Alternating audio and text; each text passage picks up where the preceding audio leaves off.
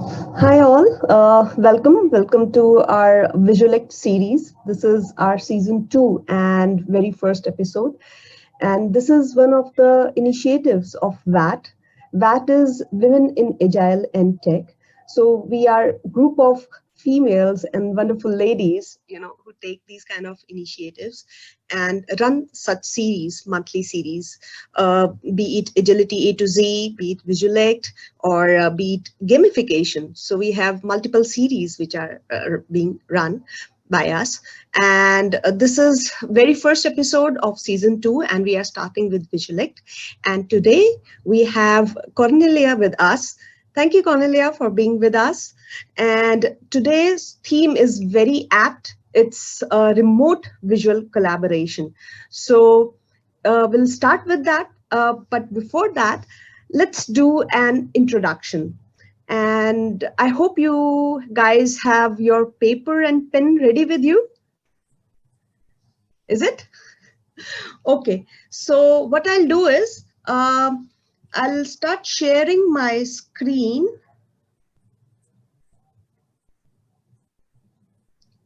Just let me see. Somebody in the chat is asking for the meeting passcode and ID. They'll have to register from the link that I have given. I can share the ID. Shall I put it in chat box? And there's no passcode.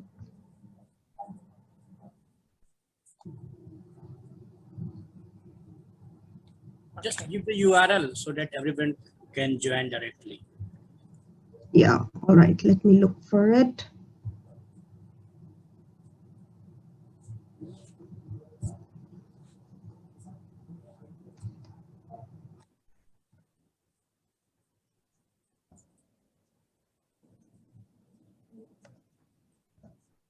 Here you go.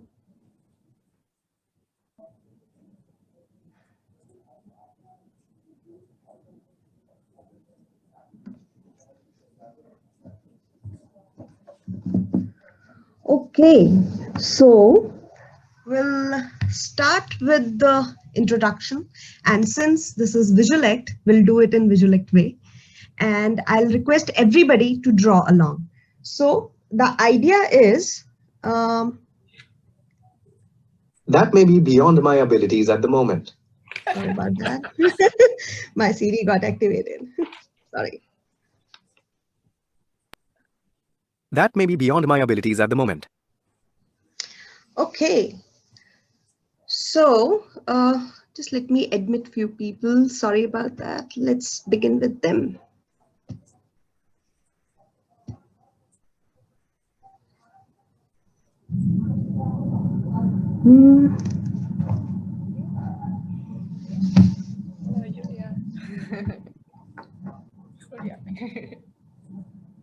Hi guys. Hello. All right, for guys who have just joined in, we are about to start with an activity which is Visually Me, and the idea is to have a self-introduction in a visual way, right? So let's start, and I request you all to draw along.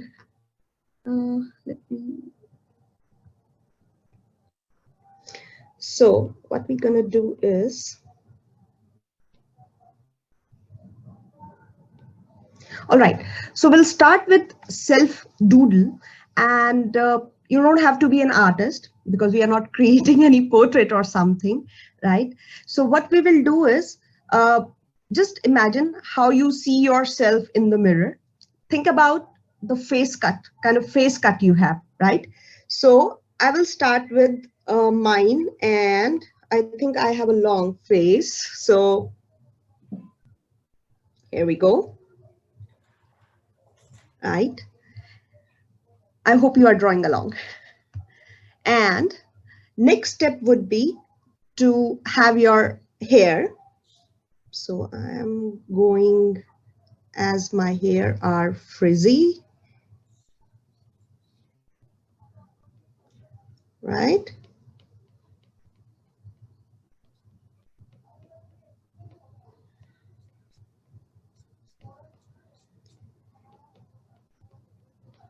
Okay. Then eyes, maybe dots. These two small dots would do. And then I think I have a big nose, so I'll create this one. And yeah, and that's me. That is it. And for those who won't get to know whose doodle is this, I'll just write my name over it.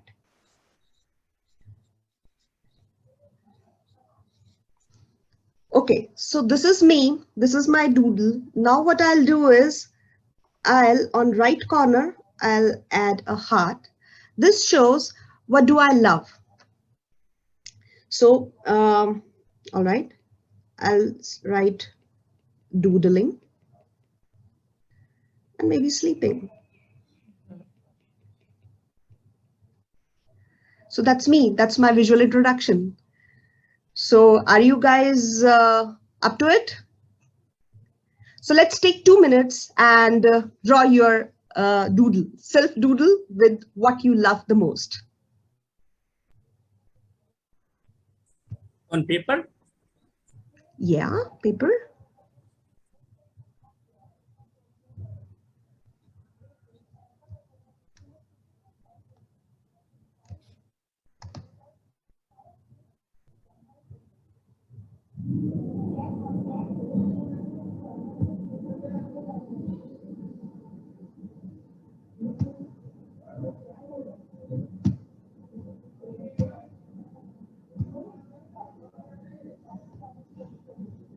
Guys, you'll have to switch on your camera so that we can see your visual introduction.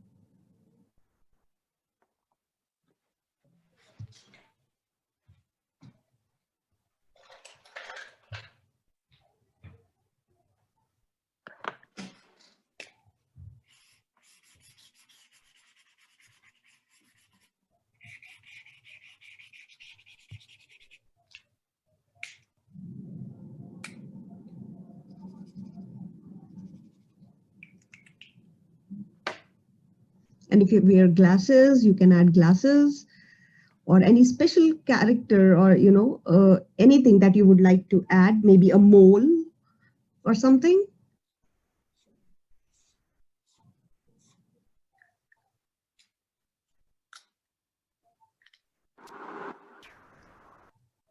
So are we all ready?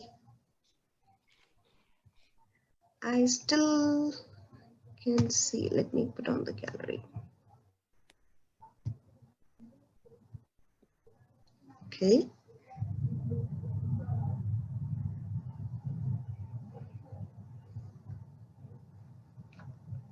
All right. So can everyone show their doodles? Wow. This is so nice. Oh, amazing.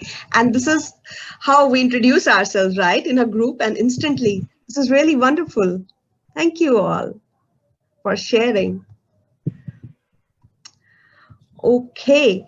So now what you can do is you can add few elements more. For example, if you want to show what are your strengths. So what we can do is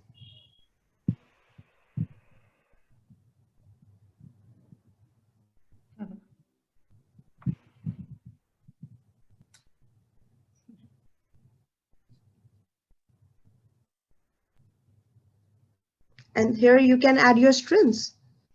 Maybe for me, yeah. And say if you want to add your aspirations,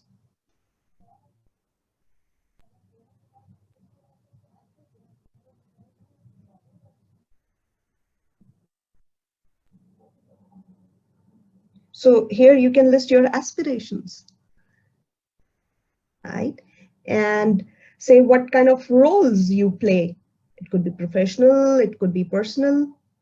Yeah, so what all different hats you wear, right? So this could be your roles. And you can give yourself introduction this way. All right, guys. So with this, I have one announcement for you. just sit back, relax, and think upon what you love the most. What are your aspirations? What different roles do you play in your daily life? And post it with hashtag elucidate, tag me, Deepti, and Deepti. What you will have is you will have exciting offers for our upcoming events, which is on visual thinking and gamification, which is Elucidate and FunConf. All right. So most popular visual introduction will get exciting offers, maybe a free pass or some discount coupons for these events, which are coming up soon. So keep watching for this space and don't forget to post your visually me with hashtag elucidate and tag Deepti Jan and me, that's Charu Arora.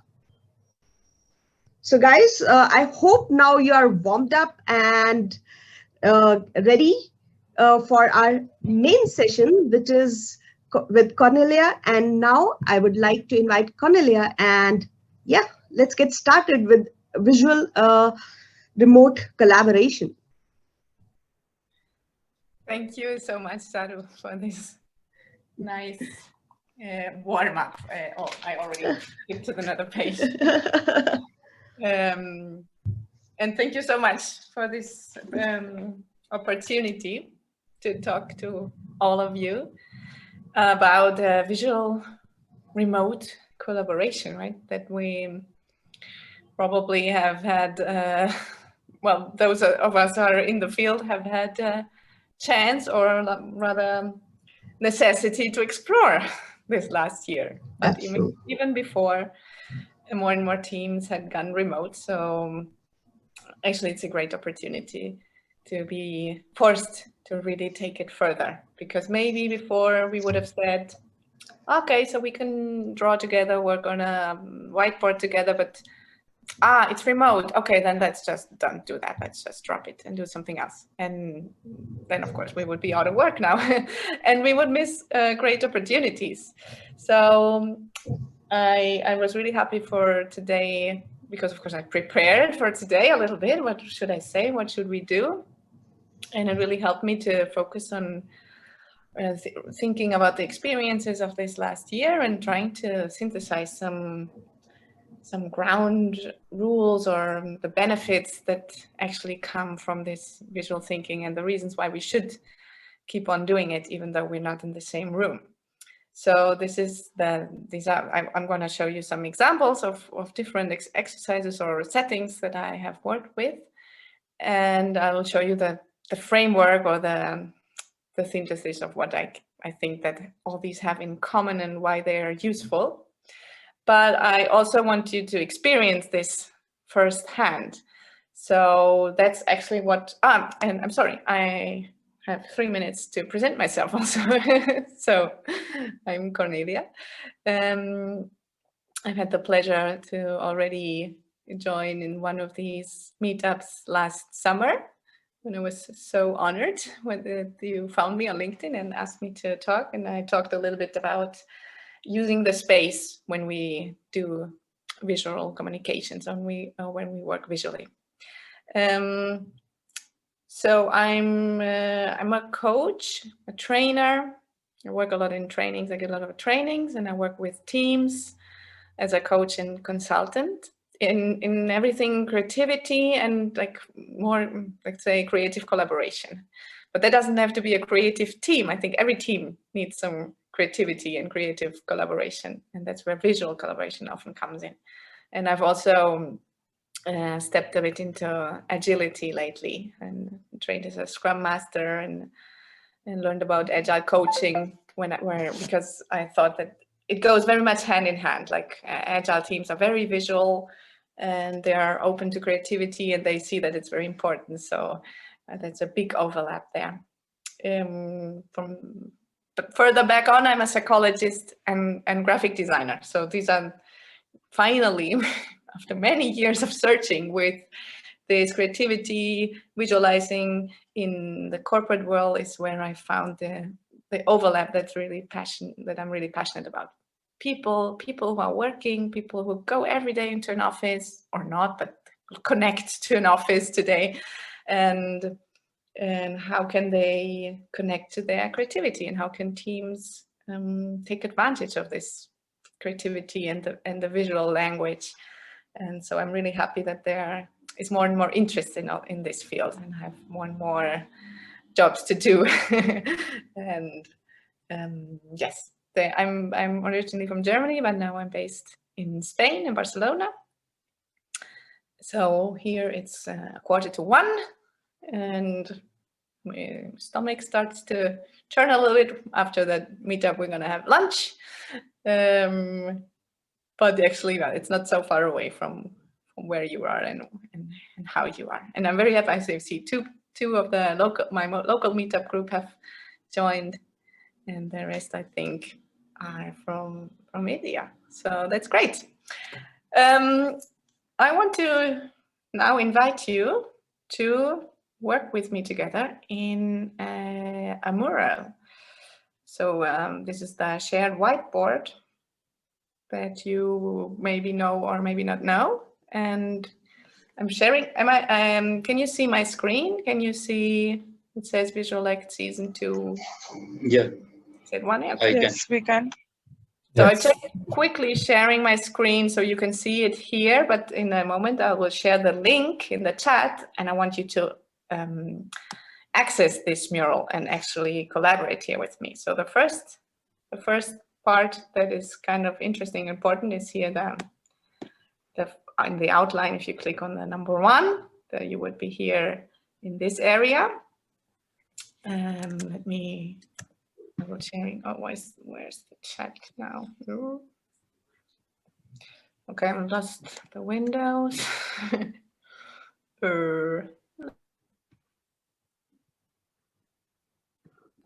Shall I share the link in the chat? You're muted, Cornelia. Okay, now, yes, please share the link because I can't find the chat right now. So, yeah. Okay, so for those of you who haven't worked with Mural before, or Miro, because this is very similar to Miro, so if you have worked with Mural, you can probably lean on that learning. But basically, we are now in a shared space, in a whiteboard. And I prepared this this area here, so this area where you can see remote collaboration, visual thinking, visual collaboration. This is where I want you to go right now. So find that first. It's on the upper left corner of this mural, or you in the outline you can click on the number 1, and you should also go there. And for this whiteboard, we can do lots of things here. We can draw, we can add images, we can add icons, we can add, of course, text, we can have a chat, we can put a timer. But for now, we just want to do something super simple, which is like the default mode is when you double click anywhere on the whiteboard, post-it is created. Here you can try that if you want. And then if you click on the post-it and go on the delete tab, you'll delete that. And as you can see, or I want you to find this first horizontal line where it says remote collaboration, and you see a long line, and in the left it says 1, in the middle it says 5, and the right it says 10. So this is a scale from 1 to 10, and it would say, it asks about your experience with remote collaboration. And I want you to place a post-it, just a post-it. You can add your name, you can write your name on the post-it if you want, but that's even totally optional. I want you to add post-its and position the post-it on this scale according to your self-assessment with, have you have a lot of experience with remote collaboration or none at all, because maybe you're in a field that is still working in person. And these are, you can see there are 3 scales. So all of them asked for your experience or how much you feel like you're experienced or you're an expert in this field. Remote collaboration, which is the first scale. Visual thinking is the second, and visual collaboration would be the third. And it doesn't matter that we probably right now have different definitions of each of these. So maybe you will say, I don't know, because I don't know what you mean with visual thinking. Just what you self think about visual thinking, and then you assess yourself, and also in visual collaboration. And of course, this is not a test, so we're not gonna choose the best ones to continue. This is just for me and for the whole group to see a little bit where we are at, and also for you to get a feeling of this mural, so that you can try how to put the post-its, how to put the names. If you want, you can change the post-it, the color or the form, if you want to try out that. And I, in the meantime, try to go back to the meeting view of them. I'm curiously haven't worked so much with Zoom, because my clients they want their own platform. So I worked with all those internal video platforms, but I found the chat great. And I see that there are no questions in the chat. So please just let me know if you have any problem accessing the mural, because that would be good if we could right now try to solve that. Or if you have any questions also, while everybody's putting their post-it. I can see people are putting in their inputs. Yes. And so meanwhile, I can play some music people are putting in. If you want, but I think we'll just give me like one more minute or so. Sure. What if somebody asks, what if? I'm going to be curious about that, of course. So interesting. We have, even in remote collaboration, we have people in the middle and a couple of people closer to the 10. And visual thinking, we have people in the middle and some people rather turning towards the left. Of course, it's much more specific. And in visual collaboration, we have people everywhere. So that's very interesting and great. And yeah, just I think you'll find out later, but maybe just for the basic orientation here in the mural, you have on the bottom right of your screen. Well, to the right, you can have the outline, but you can close that if you don't have it closed already with clicking on the X. And then you can see on the bottom right corner of the screen, you can see the scale, like you can scale, zoom in and zoom out. So that can be very important, because if you're very much zoomed into the mural, it's easy to lose that global vision, like you forget where you actually are. And then you can feel like you're lost. And yeah, I see people putting on some icons, and we're gonna be working with that in a minute, a bit more. But for now, let's keep it here. Let's have a small look. So, oh, somebody put an icon here. Of course, this is what happens when you collaborate spontaneously and simultaneously, that we have to find out what to do with everybody else's contributions. And of course, we can already get this glimpse also that the more we work with these kind of tools, rules and norms and a culture will emerge. Like we will try to, maybe a team will find the rules, saying it's better if one person moves the mural and adds the thoughts while they're listening to the other one, or maybe we're all collaborating at the same time. So that's things that are still emerging, and I think every team is finding their own way. But I enjoy it very much when I see all those cursors moving around here and people are collaborating simultaneously. Okay, so we see now a little bit about our experience in the group, and we also get this first glimpse of the mural. And I also can tell you this is one of the ways that now visuals, that we are remote, this visual working can substitute some of the things that we did before, not even visually, but this exercise, for example, when I had groups in just one room, I used to do that asking people to position themselves on a long line. Like I said, imagine that the door is where number 1 is and the window, it's number 10. So please position yourself, and whatever, you can find whatever scales you want. You can also say, if you live far away or closer, or if you're very tired, or if you're very hungry, or if you had coffee or tea for breakfast. So you do anything.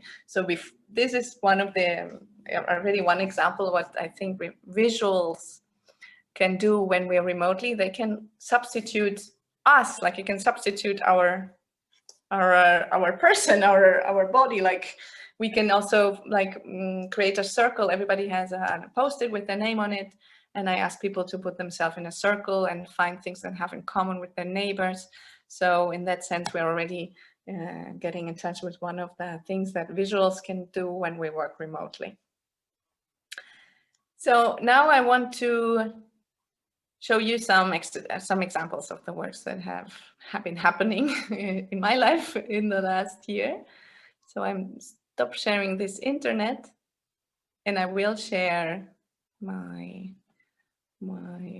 Photoshop, because I found this in the end. I was preparing a PDF, but then I thought, why not the Photoshop?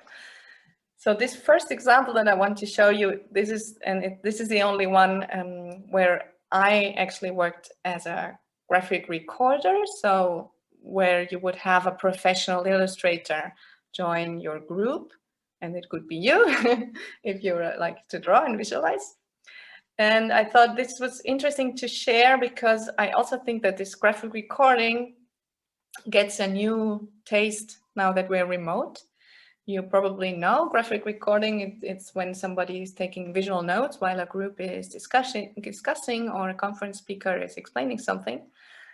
And we often have it, we used to have it in the in-person conferences, somewhere on the side of the room, like a big piece of paper stuck to the wall, and the person is drawing there.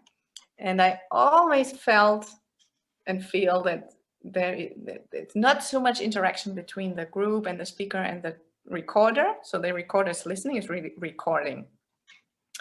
And now online, this can be done in the same way, but this example that I show you here, I felt that there was much more interaction between me, the drawer, and the group that was discussing. And the context was a group discussing, a group of citizens of a small town in Germany. They were discussing visions for the future for their city. And I was in a small breakout group that talked specifically about green areas in the city. So I also prepared this background, so it felt good not to start with a empty canvas.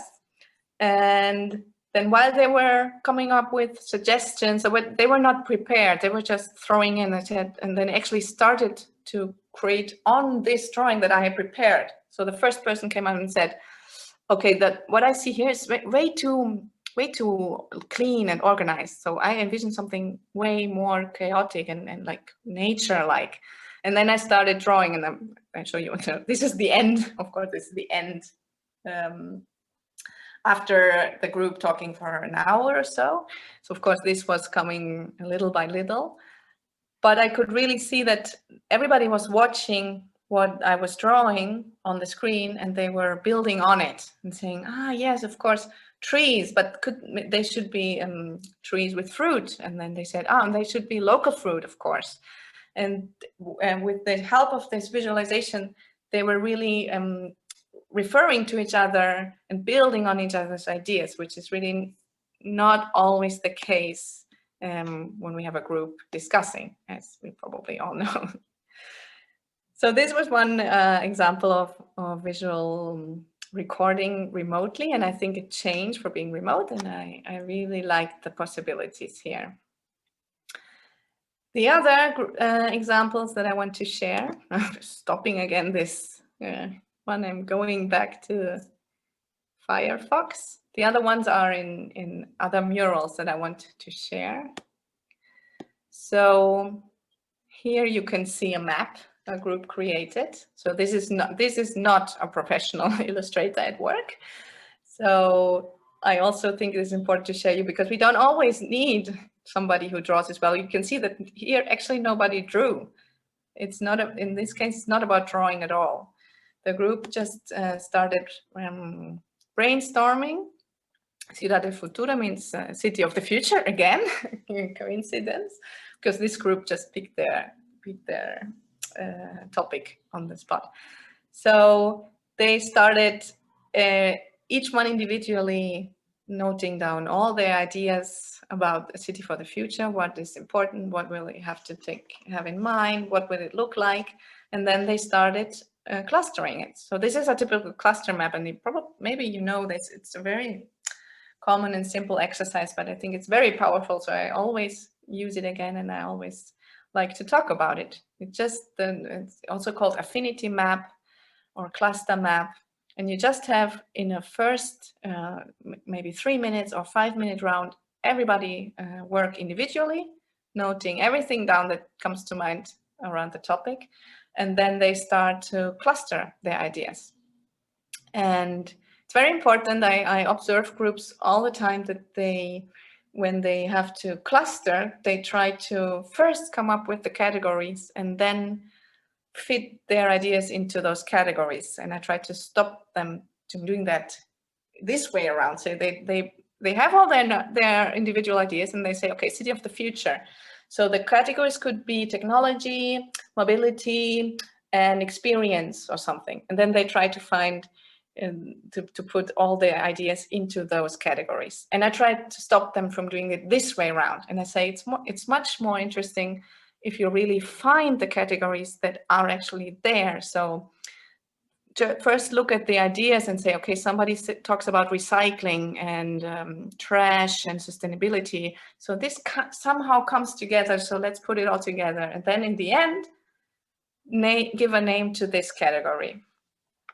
So it's really a pattern is emerging. And then you can see that this pattern, well, they just have a simple mind map. They had the topic in the middle and these little branches coming out, and then they even ordered it. They changed the colors. Everything is yellow. Only the blue ones would be the title of the category. So it's mobility, free time, spaces, shopping, work, connectivity, education, living, and such. And I think this is a really good, in this case, it works the same as it did before if we were in a whiteboard in the same room. And now it works on the mural. And I don't think that a lot of the energy doesn't change a lot. And I'll show you another group in the same training. They picked another topic. They picked traveling, and you can see that turned out very different visually. So they added some, they rather have two different areas. They thought about things that were possible before. They have you do before the trip and after the trip, and they added some images. So this is really the pattern comes with the group and with the topic. So this is the thing that I want to share you here. And I think it's a great way to synthesize something that is in the group, like to ask the group to work on a topic and have a really efficient conversation about it. I would always use this tool, the Affinity Map. Now I want to show you from another course where you can see it's a bit more prepared. And I will talk about that afterwards, like how much do you prepare? So this here, it's a little bit similar because I also asked people to place their ideas in Post-its, but this time the order, let's say the pattern, was predefined. So I asked them, for example, in the 4 different creative profiles to auto-assess them and put a Post-it where they think, in which they think their profile is. I talked about different things that you need to be creative and asked them to auto-assess what they have and what they don't have.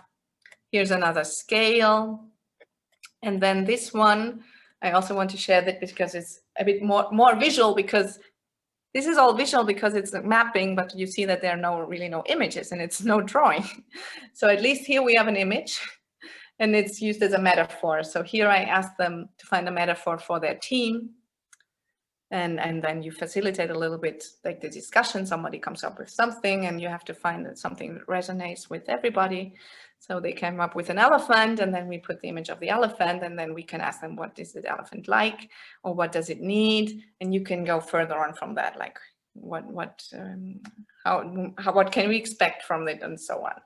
So it's again the mapping and placing and using space and everybody's ideas. And here we add the metaphor, which is always a powerful way to connect on a deeper level with people. And I have one more to show you here before I already go to my framework. So this is from, I have the permission to show this and use this, but I didn't come up with this one. This is, I don't know, the ones who work in Agile. In agility, the Agile trainers love to do the ballpoint game, or love to do it while we were in the same room together. So that was an exercise where the group really had to pass ping pong balls around, and then you counted how many balls you could pass around in 1 minute or 2 minutes, and was used to talk about iteration and improvement. And I think everybody, now that we gone remote, was frantically looking for a way to do this remotely.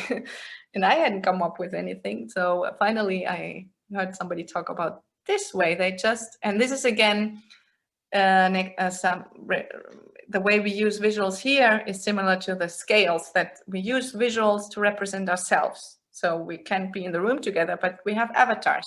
So now the group has to pass this ball around, and they have avatars, and everybody is represented by one of the drawings, and they have to move the ball, this ball around, and they have to improve, like quite more balls around in every iteration. So the group then quickly finds that they can copy the ball and make more balls. And this is also how they work with the mural. So what happened before in the room together, we needed to learn about the ball. How many balls can I hold in one hand or something like that? So this is different now. Now they find out how many copies can I make. And if I make too many copies, maybe the connection starts to be worse. And we can move around that fast. So they also have to live with the real-time constraints. And I thought this was a really good example from a completely different area again, because here nobody's drawing. Nobody's adding post-its, nobody's mapping, but it's still a visual collaboration. So I thought it was interesting to share this one with you as well. And now I want to share a few ideas about this framework and also some tips and tricks. And then you'll have a chance to discuss all this and add your own experience. So just bear with me for about 10 more minutes. Let's look at this. This is what I wanted to share with you. So when I prepared these exercises to show you these examples, I tried to sum up what they were doing for the group and why they add value. And I kind of came up with 3 different areas where I think they add value. So the first one is that they add order, and they give the group a chance to share their order, like their categories, for example, in the Affinity Map. And the second one is, and they are all interconnected. The second one would be that with the visuals that we all work with, that we share, we make sense together, like we share the sense of what actually is going on. And the third one is that they help us to connect. So they add connection. For example, by this idea that we are not in the same room, but we can still like place ourselves, our representatives, our avatars, we can place them in a circle, and we can draw connections really between our avatars. And of course, from all these, well, we have some other benefits. So if we find a created order, we create order, we can prioritize our items, then we can take decisions. If we have a shared sense, like we do sense, we create sense together, then we have a shared understanding of what's going on. And this will also help us to take decisions, or at least like to be in consensus about the decisions, because lots of decisions we don't share. They come from lack of understanding or lack of having the same meaning connected to something. And of course, if we create connection. Cornelia, Yes. I have one question. So, Yes. is there any specific reason we have these, overlapping circles? Are they Yes. depicting? Yes, basically because I think that all of these they are interconnected and they overlap. So the best, of course, the best outcome, let's say, would be if we create connection, have order in our thoughts that we came up together, and use them also to have a shared understanding of the sense of all this. So sometimes we will lean more towards creating order, and maybe we are not so much connected, and maybe it doesn't, and the sense making is not the prior in this session. So that's already great. Or maybe we are just using visuals to connect, and this was what I was going to build here, and then to build trust and facilitate communication. But we're not ordering, and we're not creating a shared understanding of anything, but we build a trust, and that's already great. Or maybe we share a drawing together of the vision, and then we have a really shared understanding of what's important, but we didn't do a lot of ordering or connection, and it's still great. But the best thing, of course, would be here in the middle if we do this all together. So here I wanted to add the communication. If we have a good connection, we can communicate better. And here is a small drawing of what I try to visualize my thoughts around this. So we have people working remotely, and all this visualization and working together specifically. Well, we want to kind of come up with this idea that they have in their head, that even though they're working from different parts of the world, we want them to have this feeling or this idea that they're kind of working on the same whiteboard.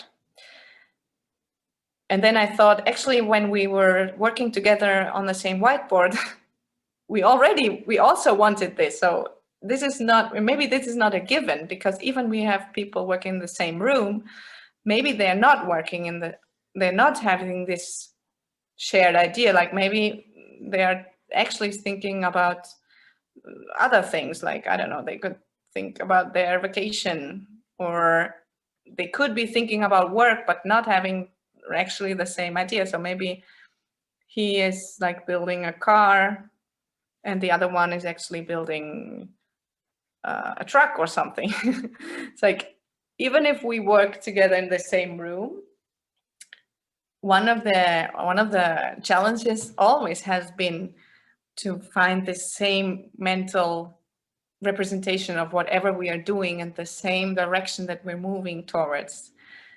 And that's when I thought that actually this image that I shared here, maybe it's not correct. So we don't want people to have in their mind that they're working on the same whiteboard together. This is just a step towards something else, which would be that actually we want people to have this image, like metaphorically, that they're sitting in the same boat.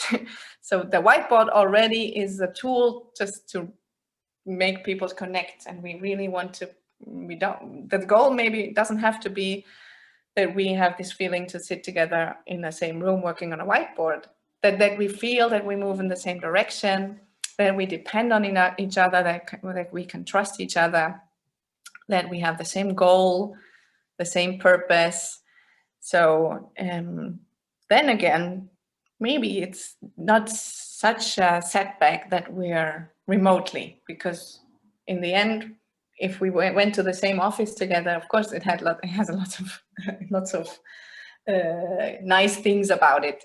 But in the end, it was always about creating a metaphor in our heads, and something like, yeah, let's do the same thing, let's pull the same strings, let's move towards the same direction.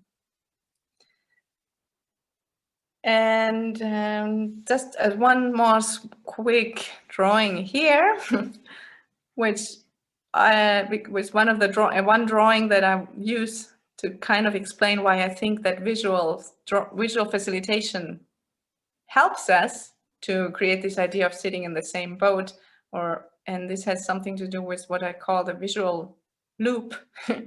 So the loop that I'm talking about, like a feedback circle, it starts in our mind, in our brain, where we have an idea, whatever it is.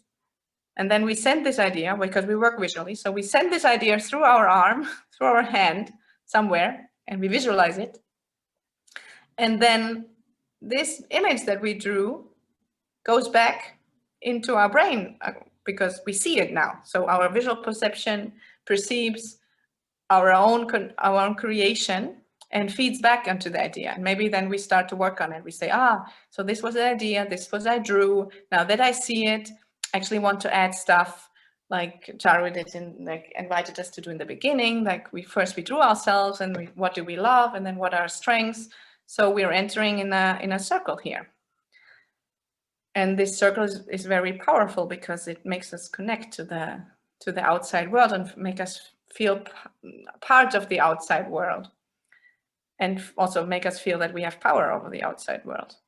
And then when we talk about collaboration, it gets even nicer because now we have this person and they see what the other person is working on, and then they use it to feed back on their own idea of it, and then they can add their thoughts, and then they can co-create, and then whatever they added here feeds back into this circle, and then we start to have this beautiful spiral here. And this is what I think helps them to whatever have their shared idea here of this boat that they hopefully sitting in together. So this is the visual loop, and this is why I think working visually can be so powerful. And if you want to do this, just 3 thoughts, tips.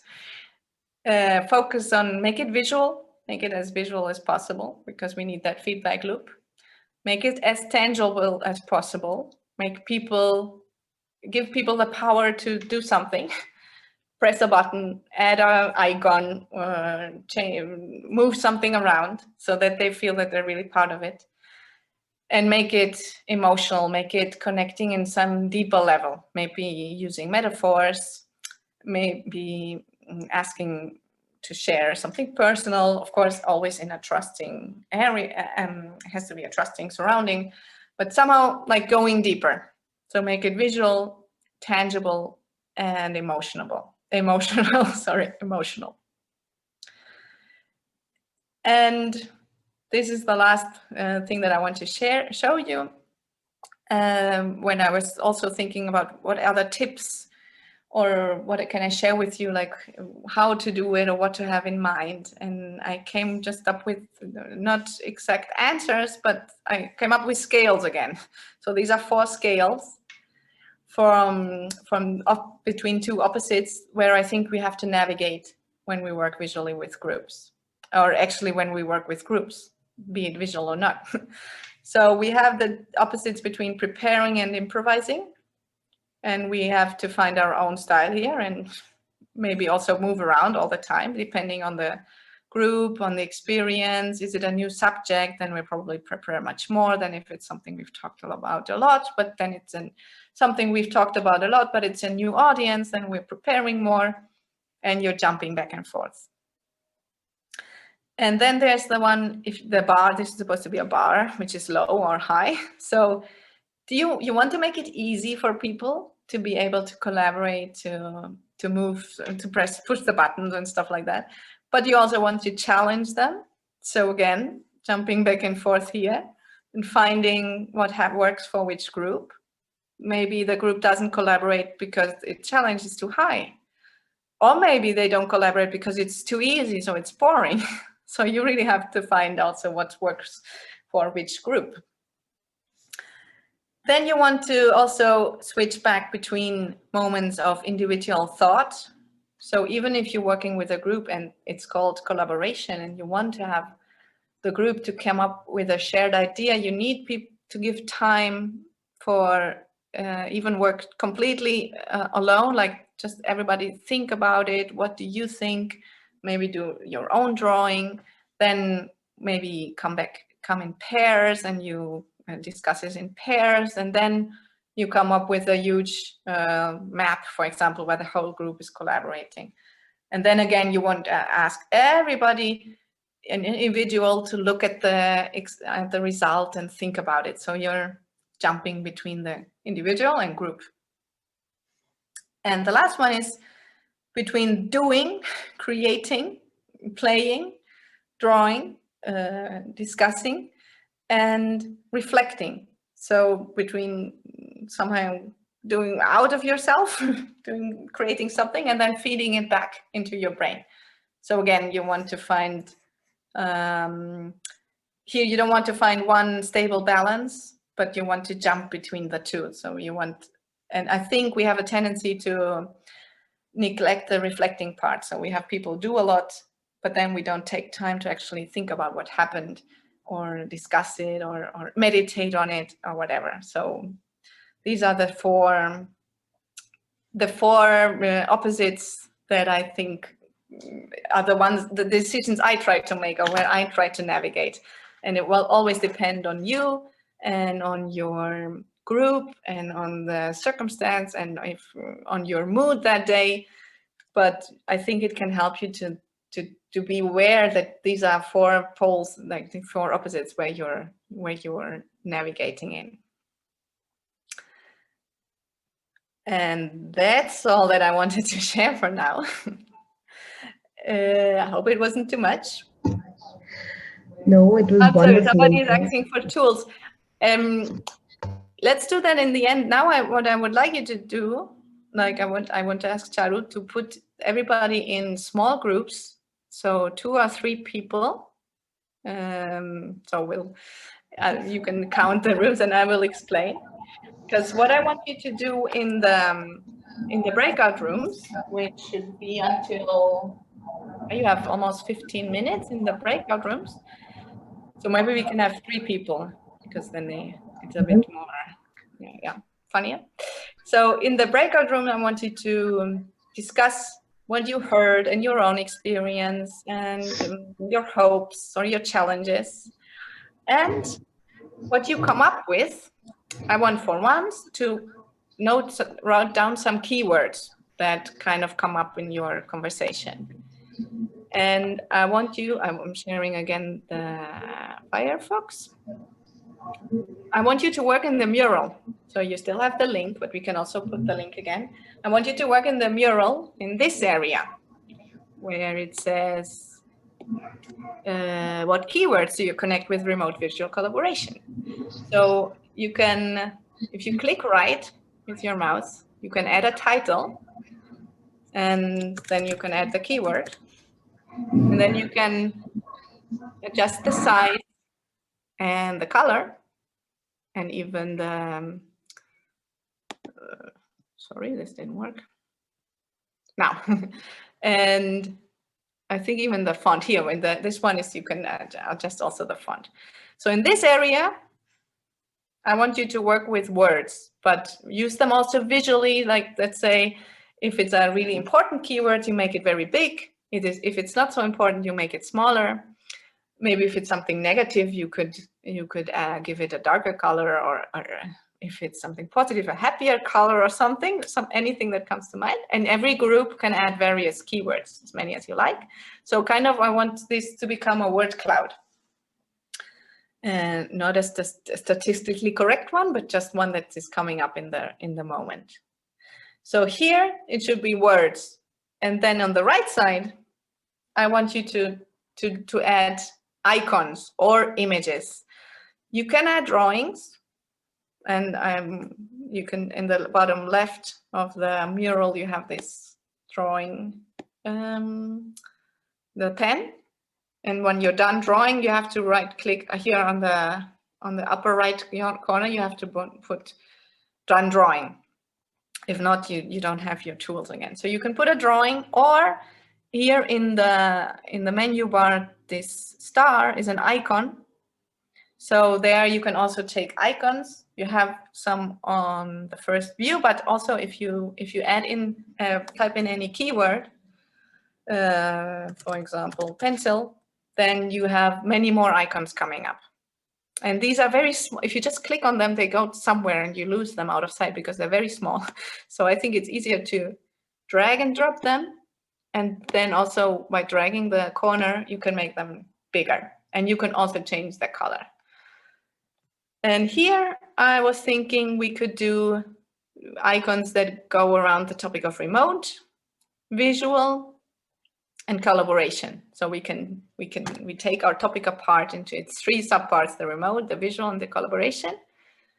And while you're in that breakout room, at the same time you access the mural, and you can either both of all the people in the breakout room can add words, or you assign one of those to add the mural into the mural, and you create, while you're in the breakout room, you create this word cloud, and here what I call a graphic jam. And then when we finish the breakout room, which should be at 20 minutes before the end of the course, we'll see what you come up with, and we'll just open the microphones and just have an open conversation about everything. If you can add them, that's great. And you also, Charu, if you have something in mind. Yeah, I'm already doing it. Okay, cool.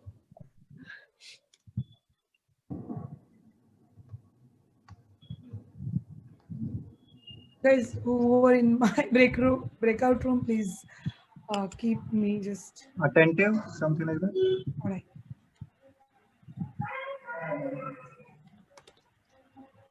Great. Thoughtful.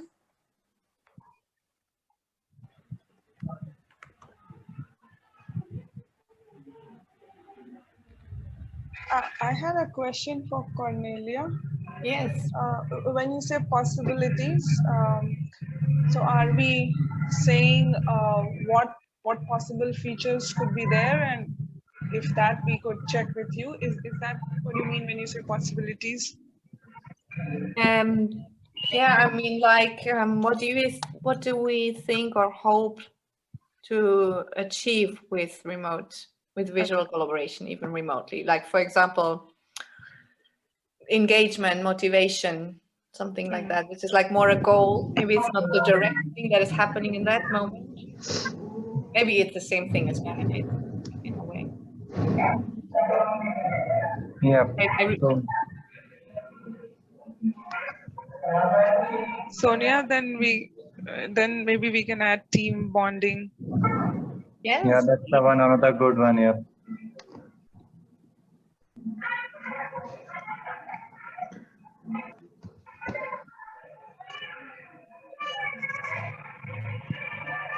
Thanks, Sonia.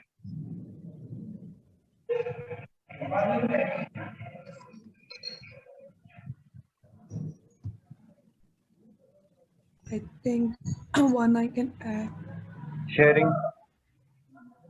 I mean,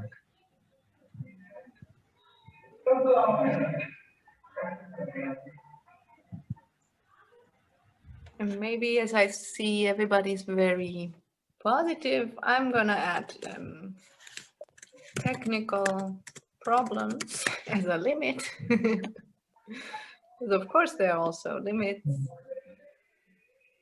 time zones, if we are working in the different geographies. Excuse me, I didn't understand that.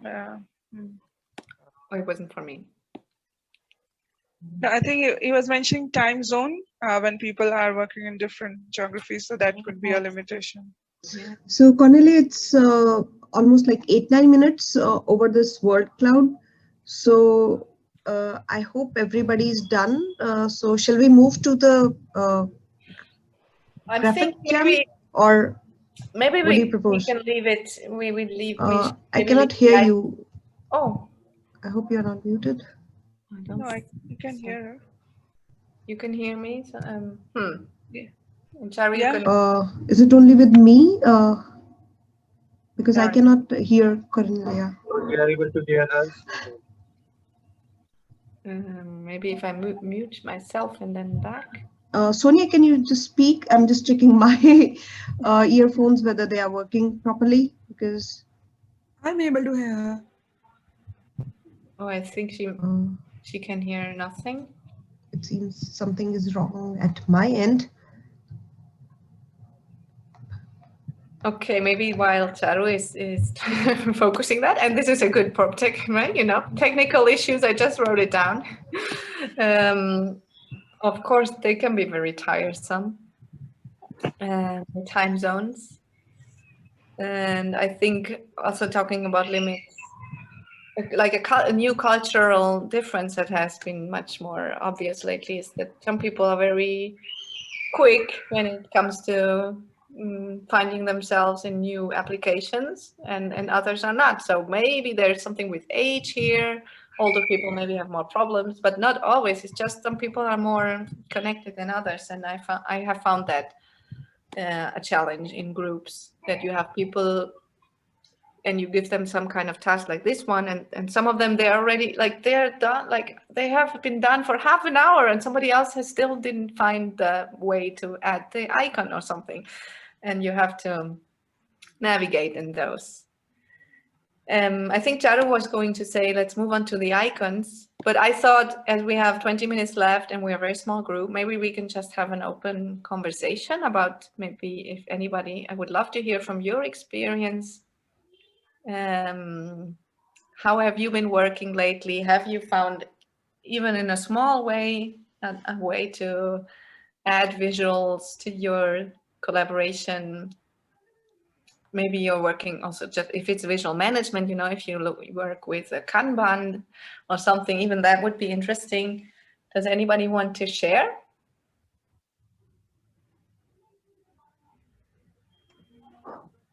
I can go first. I've been using whiteboards, and I think that's pretty much it with the visual part. But I was thinking in the back of my mind that this is great, and yeah, the next is what I'll try this out with my team, murals. Thank Great. So you use the whiteboard, which is in Zoom or whichever. Yeah, MS Teams and Skype. Yeah. Yeah, of course, of course. And do you invite people also to work on the whiteboard, or do you only show use whiteboard to show? No, we collaborate. Cool. Yeah, otherwise it could just be an MS Paint and then I can project that. But yeah, we all collaborate as a team. So yeah, that's nice. But yeah, mural was much more fun with all the colors and a lot more features than the whiteboard. So yeah, this should be a good workshop for the team. Cool. Yeah, thank you. You can also look at Miro, because I think Miro has more, there's a free option, and Mural you have to maybe have a free trial, but there's no free plan. So, but that's something you can, of course, and of course I probably think that Miro, even if you want to use it professionally, they probably would like you to pay as well. Yeah, I think my organization already has that. Just that the teams that I work with haven't got started on that. But yeah, now that I'm aware of some of it, I'll let explore and also let my team explore that. Okay, great. And somebody else was about to say something, I think. Yeah, so I can go next. So we have used like, yeah, as previously said, we have mostly used MS Teams, in which we have whiteboard, and in that we all try to put our thoughts, and it becomes easy then to organize them in, like, okay, these matches with each other, and yeah, that is what we are thinking, and Teams comes to know that, okay, at the end we all are at the same page, though we use different words. So this helps to improve team bonding as well. And yes, we have used Mural also previously for one systems thinking training. So there also, like, it is easy to use, and yeah, as I told that I feel like it helps to collaborate well and to make more sync ups and to tell the team that okay, at the end this is what as a team we think, and to organize their thoughts in better way. Yeah. Great. Thank you for sharing.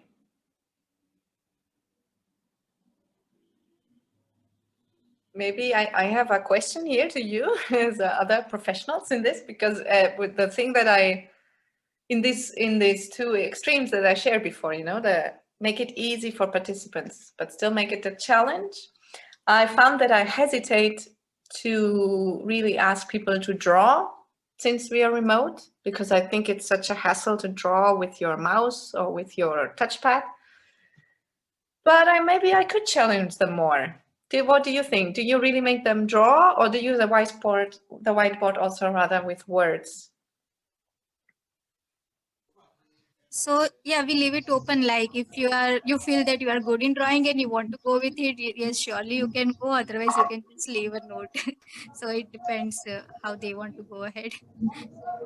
Yes. And I think these days apps have icons like we just saw in Mural as well. And, so people who are not comfortable in drawing, so maybe they can add icons, or maybe, they can search for some relevant image online and then, just simply paste it. So, yeah, because if they cannot draw, at least we can try to stimulate their, visual brains as well, so that they think more and more visually and come up either with icon or images, whatever fits well. Yes, that was also my workaround. But I was thinking that's the big difference, maybe one of the big difference, because before, of course, I really said you have to draw when we were still with markers and post-its. So I said, cannot write, you have to draw. And of course, and even then people were like, no, but I can't, but I don't know, but how am I supposed to do that? And sometimes reactions like not very willing to continue, but I was confident that they could, and then they would do it, and that was a nice experience for them. So this is one of the things that I haven't dared so much to really challenge them to draw. But I also think, yeah, maybe it's just not the place. And of course, an icon can say so much as well. Yeah, and I also suggest them, if they just go ahead, whatever they draw, it's okay. You can just label it. If people won't understand, your label would be sufficient. So yeah, that could also be one of the workarounds. Yes. Yeah, that's great. And how about preparation? The other two opposites that I shared. I prepare a lot. For example, today I did prepare this mural a little bit. I wanted to impress you a little bit. So I did this, a background. It's not very much, but at least, the scales and a text and a title. But on some of the other, especially I have a course that repeats a lot. So I don't know. I just have the mural. I just have a blank mural. It's just blank. And it kind of works the same way. But of course, what do you do? Do you prepare? Do you try to really create a beautiful frame for your groups, for your teams, or what does it depend on? So yeah, I do a little bit preparation, because if you want to, for example, for retrospectives, so if you want, you have some specific theme in your mind and you really want people to talk around that. So yeah, I create such frames so that, in interest of time, because we need to keep check on time boxing as well. So yeah, I think that's yeah, I do prepare, and that helps in setting the context as well while you are explaining them the theme. So I think that really works well. So yeah, little bit preparation that's required. Maybe others can also add, how do they do?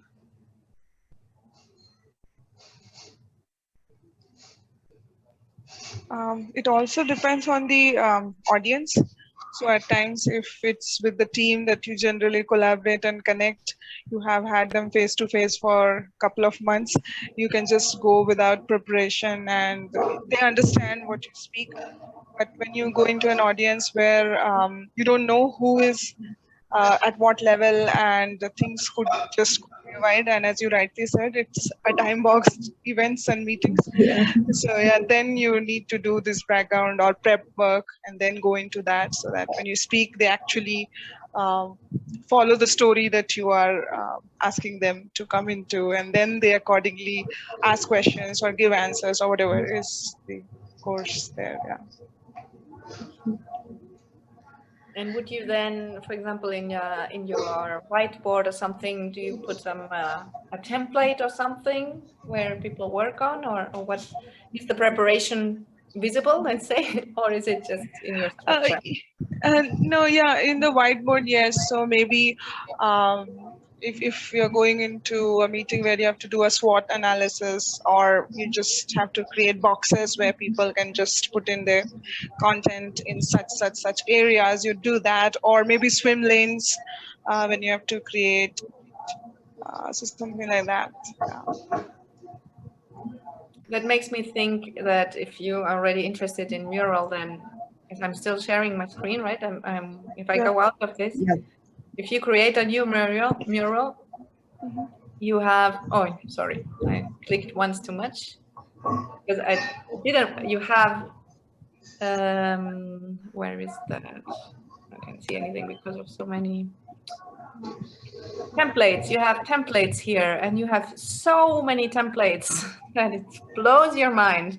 So you have everything that you said. You have a SWOT analysis somewhere, brainstorm, roadmap, team canvas, experience map, everything. So, and I, for example, I don't remember where I found that. A Scrum board games. So Okay. there's incredible material here. So if you're anyway looking into mural, then I invite you to look into the templates because Sure, sure. I'll look through them. Thank you. Thank you so much for that.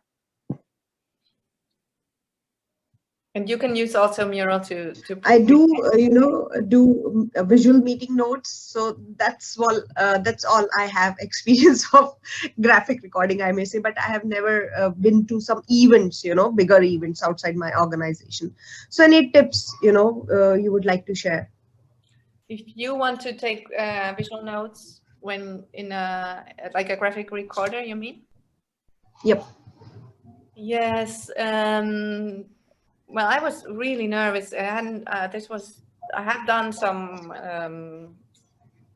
online visual note taking in a more intimate, personal surrounding, and I was really intimidated by the technical part of it, because then you draw and suddenly something, I'm drawing with a Wacom board, and suddenly something happens there. So like control your technology or really get comfortable with it and have a backup plan or something that could go wrong.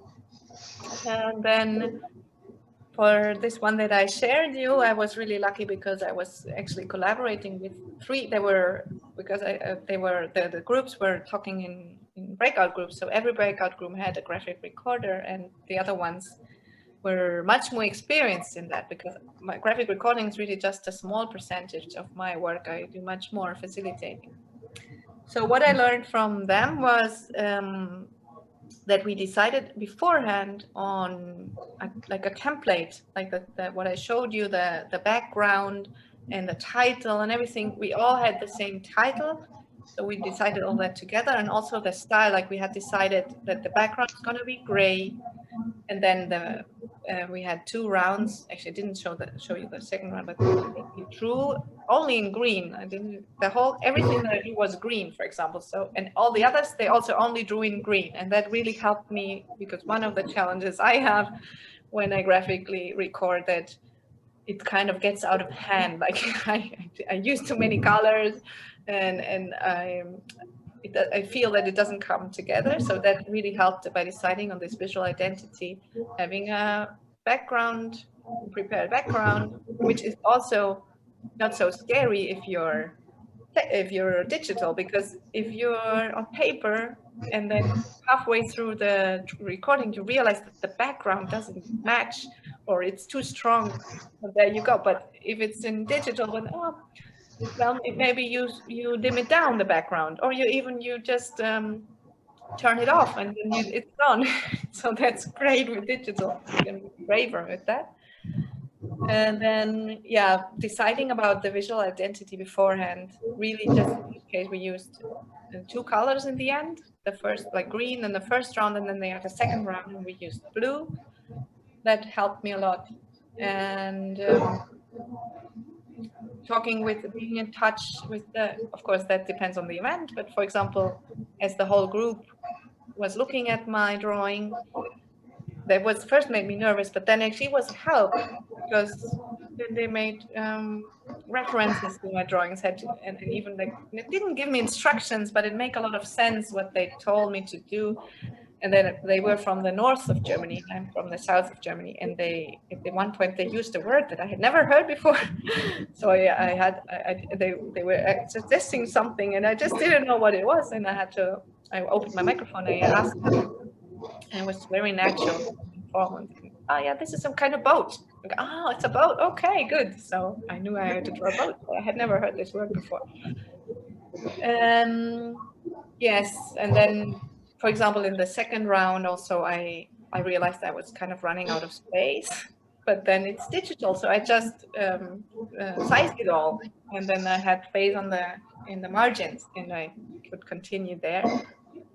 So that was good. Being prepared, like knowing your technical options, and apart from that, then just trust your gut, and then believe in these. That if you're there, then you're there for a reason, and nobody else would draw exactly what you would draw. So there's no right or wrong. You cannot compare yourself to somebody else. But when you're there and you're drawing in that moment, then that's what the group maybe needs.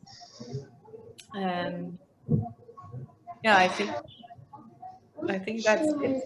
Oh, really? And which digital tool do you use? I think we had one question as well. I'm not sure if that has already been answered because I got disconnected.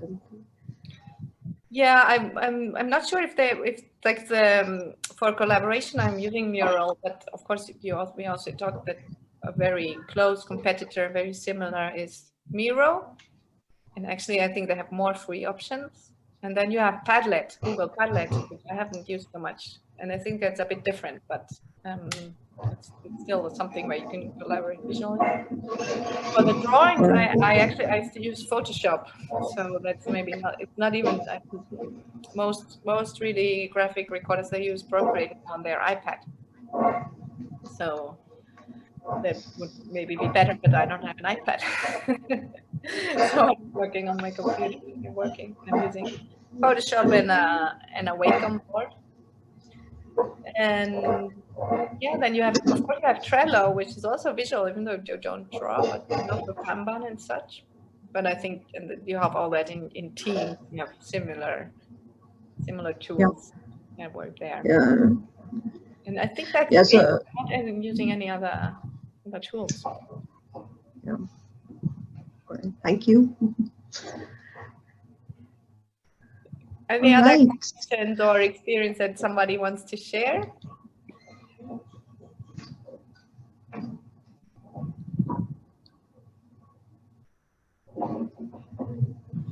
It doesn't seem like it. Okay, and we are almost there in terms of time as well. So thank you so much. It was wonderful and very interactive session, and I think we had, we shared our experiences and challenges. So that was wonderful, and I hope everybody also liked it. So we'll be sharing the recording as well, and I would like to remind folks here with me that do share your Visually Me